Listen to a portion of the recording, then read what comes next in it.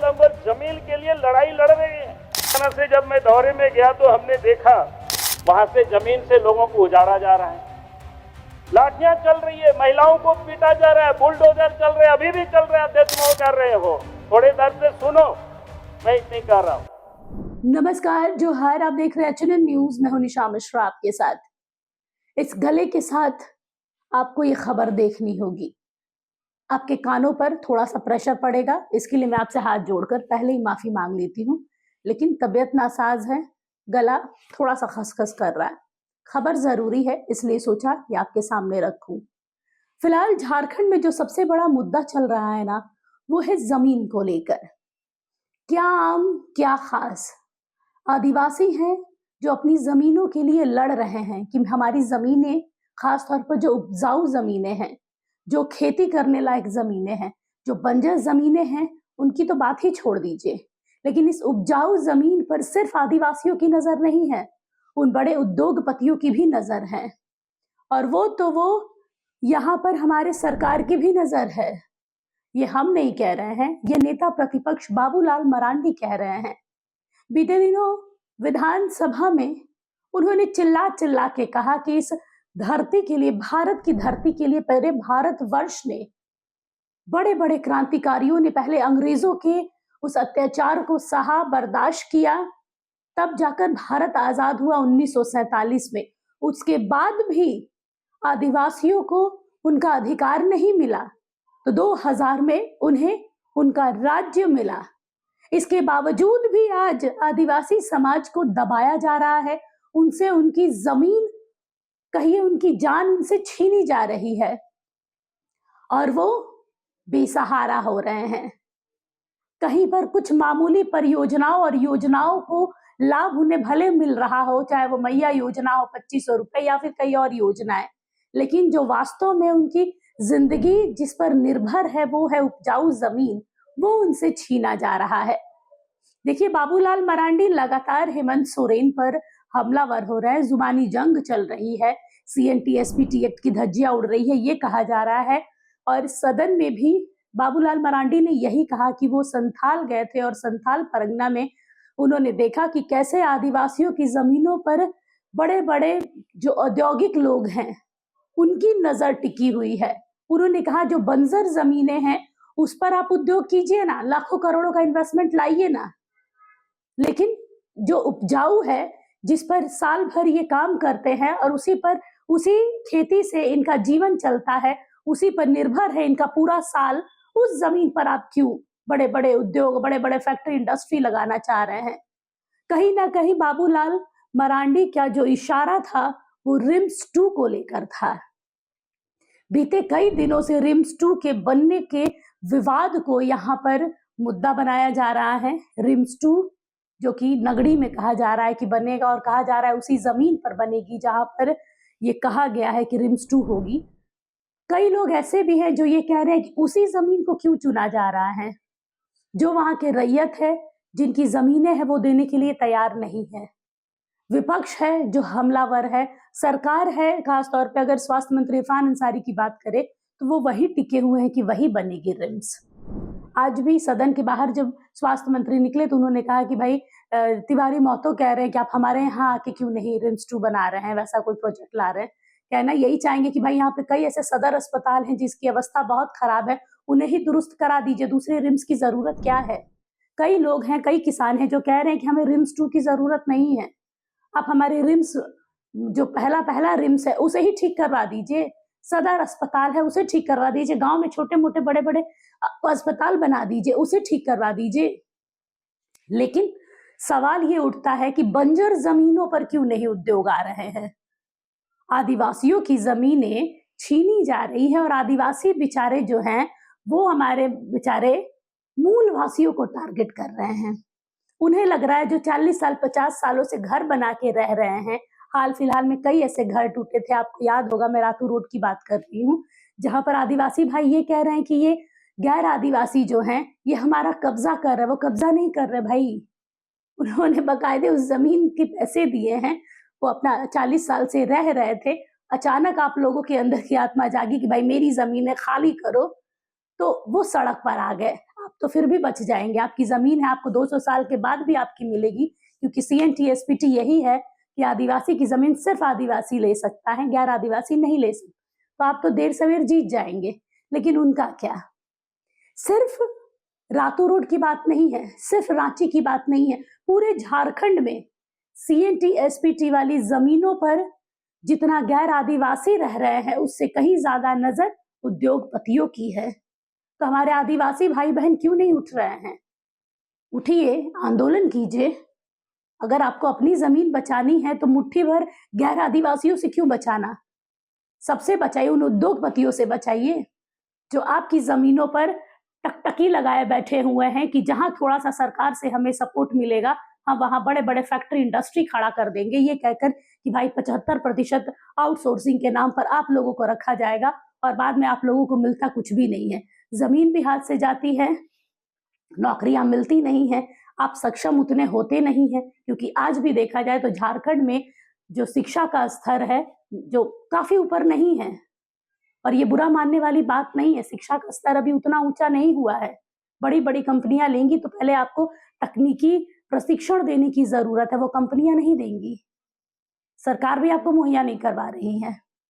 तो यहाँ पर कई समस्याएं हैं जो आदिवासी समाज जूझ रहा है। आदिवासी समाज लगातार अपनी जमीनों के लिए कह सकते हैं रो रहा है, बिलख रहा है। दूसरी ओर जो गैर आदिवासी है, मूलवासी हैं, वो भी अटके हुए हैं इस पेच में कि भाई हमारी जमीनें, हम 40 साल 50 साल से रह रहे हैं, अचानक आप लोग कह दे रहे कि ये CNTSPT में आ रही है तो हम कहाँ जाएंगे?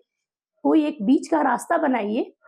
झारखंड में अगर आप देखें कि यहाँ पर हमारे जो आदिवासी है, मूलवासी है, आज से नहीं जितनी भी जो मेजर पॉपुलेशन है जिसकी, खास करके संथाल है, मुंडा है, उरांव है, वो है, खड़िया है, इनमें से आप देखेंगे सभी के महापुरुष अंग्रेजी के कालखंड में लड़ाई लड़ रहे थे। चाहे बिरसा मुंडा हो, सीधो कानू हो, चांद भैरव हो, वीर बुद्धू भगत हो, तेलंगाना खड़िया हो, फोटो हो, ऐसे का अनेक नाम है, शेख भिखारी हो। मैं इसलिए इन नामों का मैं उल्लेख कर रहा हूं। इनकी कोई जागीर नहीं थी, इनकी क्या थी? इनकी जमीन थी। अगर ये लोगों ने लड़ाई लड़ी है तो इस झारखंड की धरती के लिए लड़ाई लड़ी, अपनी मिट्टी के लिए लड़ाई लड़ी है, जल और जंगल जमीन के लिए लड़ाई ये लोग लड़ी है। अरे भाई सुनो यार, आप तो मौज कर रहे हो, थोड़े देर से सुनो, मैं इतनी कर रहा हूं। ये लोगों ने लड़ाई, मैं तो कहूंगा अध्यक्ष महोदय, आप सरकार को भी, यहां सरकार सुन रही है, मंत्रीगण बैठे हुए हैं, आप एक लाइब्रेरी बनाइए, आखिर इन लोगों ने लड़ाई क्यों लड़ी, किस डिमांड को लेकर के लड़ी थी? तो आपको सब मिलेगा जमीन को लेकर के। उस समय अंग्रेज थे, जमींदार थे, उस समय की महाजन थे, उसके विरोध में वो लोग लड़ाई लड़े। और लड़ते लड़ते 1947 को देश आजाद हुआ, तब भी यहां के लोगों को न्याय नहीं मिल रहा था, तो अलग राज्य की लोग लड़ाई लड़े। और मुझे कहने में आज हर्ज नहीं है कि आज हम सब लोग इस बात को अपने सीने में हाथ धर करके सोचे, आज भी हमारे लोग जल और जमीन के लिए लड़ाई लड़ रहे हैं। आज चारों तरफ जाकर के देखें क्या हालत है। हम अभी संथाल परगना के दौरे में गए थे, और संथाल परगना से जब मैं दौरे में गया तो हमने देखा, क्या कहते हैं कि जसीडी के पास उद्योग के नाम पर वहां से जमीन से लोगों को उजाड़ा जा रहा है, लाठियां चल रही है, महिलाओं को पीटा जा रहा है, बुलडोजर चल रहे हैं, अभी भी चल रहे हैं अध्यक्ष महोदय, कोई भी जाकर के देख सकता है। सरकार के किसी मंत्री को वहां जाने का नहीं हुआ। हम तो संथाल परगना के दौरे में गए हुए थे, फिर लगा कि नहीं लौट रहे तो मैं वहां जाकर के देखूं, और जाकर के मैंने देखा क्या है मौजा, छोटा मानिकपुर पंचायत कोकरीबाग जासीडी देवघर में है। सरकार से मैंने बात की, वहीं से डीसी से भी मैंने बात की, कह रहे हैं कि 1974 में हम लोगों ने एक्वायर किया था जमीन सरकार में। भाई अगर 74 में अच्छी एक्वायर होती तो फिर झारखंड राज्य बनाने की जरूरत क्यों पड़ती? झारखंड हमने इसलिए बनाया, तो उस समय बिहार में सरकारें बैठी रहती थी, झारखंड की लोगों की दर्द को समझती नहीं थी। अब तो झारखंड बन गया है। आप तो कम से कम इस पर विचार करिए, लोगों की खेती की जमीन है, अच्छे अच्छे खेत लोगों ने बना रखे थे। अब उद्योग के नाम पर आप उनकी जमीन को लूट रहे हैं। हम उद्योग के विरोधी नहीं, आप लंदन गए 1 लाख 2 लाख करोड़ की निवेश कराइए, लेकिन उद्योग के लिए आपको बंजर भूमि पड़ा हुआ है, संथाल परगना में पड़ा हुआ है, झारखंड में भी पड़ा हुआ है, लेकिन अब इस आदिवासी गांव की खेती की जमीन को आप क्यों लोगों को बेदखल कर रहे हैं वहां से? अब लोग कहां जाएंगे?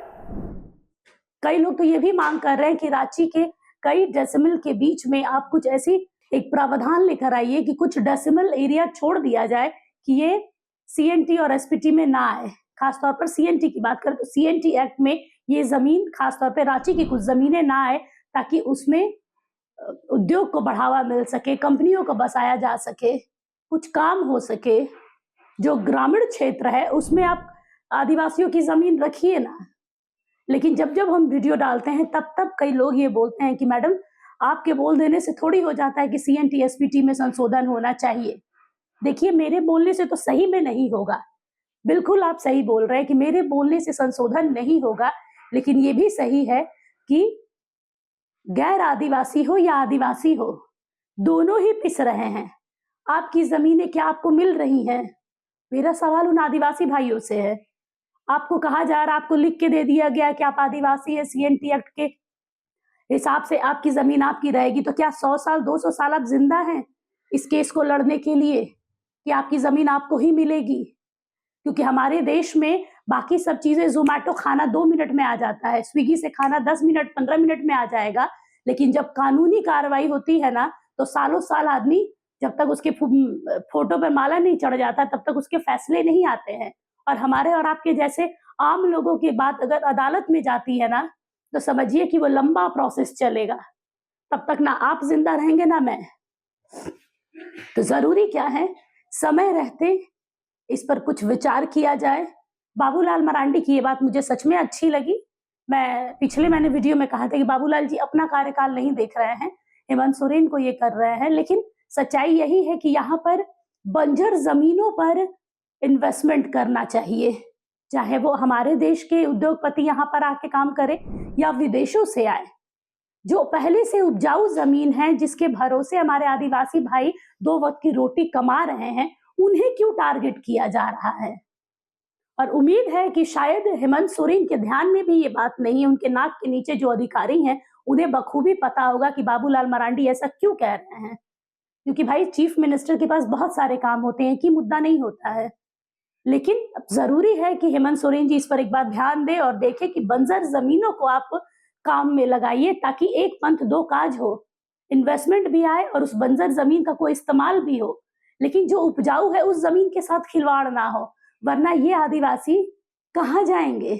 उनकी धरती है, उनकी जरा है, और उन्हीं की धरती पर उन्हें ही भूखा मरना पड़े, ये तो होने नहीं दिया जाएगा।